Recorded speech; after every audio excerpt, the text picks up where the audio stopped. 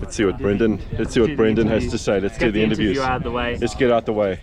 Okay. Now, Brendan, I've been asking lots of people about some advice for peaks, and I find the better riders give the worst advice. So I want you to think very carefully about the advice that you would give, because you are one of the better riders. Well, you're asking me, so that's very flattering. Cool. What's some advice for someone doing peaks? Serious advice. Serious advice. Yeah, number one, don't crash, like you said. Absolutely. That's just the worst way to. Yeah.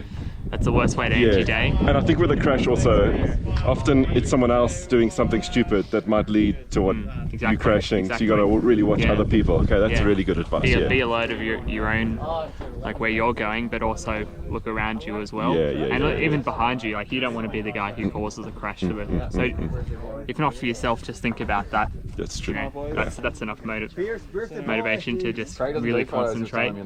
Just be aware. Yes. Spatial awareness. Yeah. What else? Nutrition.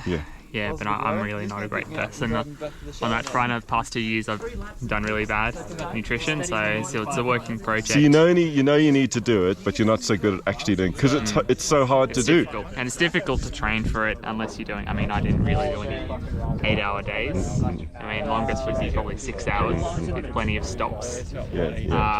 Solid lunches, but this isn't like that. I'm not planning to sit down for a good half hour. To have a good. So how? If I was to ask you how often you think you should do nutrition, what would you say? Is it something you do every hour, or is it something you do every half an hour?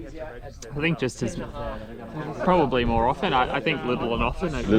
You don't want to, especially you don't want to have not eaten for hours and then realize you're hungry and then bath down something really big and give yourself a tummy. Because I think with the nutrition, you're not eating for how you feel now. You're eating for how you're going to feel in 2 or 3 hours time. And just knowing the past 2 years I've felt horrible on the base of the last climb up Falls Creek. So just thinking about that and everything leads up to that. What can I do to best prepare myself so I'm feeling fresh there? Because I think, were you in past years? How have you felt on the base of? Actually, I've always hit.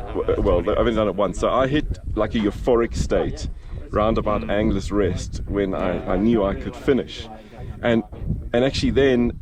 I couldn't eat or drink anything. I did have a Coke at Trapyard Flats, but I had a bit of water. But by that stage, I'd been stuffing myself the whole day. I was like, I couldn't take anything more. But obviously, I'd done enough nutrition because I managed to get up the back of Falls without cramping and without walking. That's all I wanted to do, really. That's perfect. Yeah, that's exactly what you want to aim for. I think so. Exactly.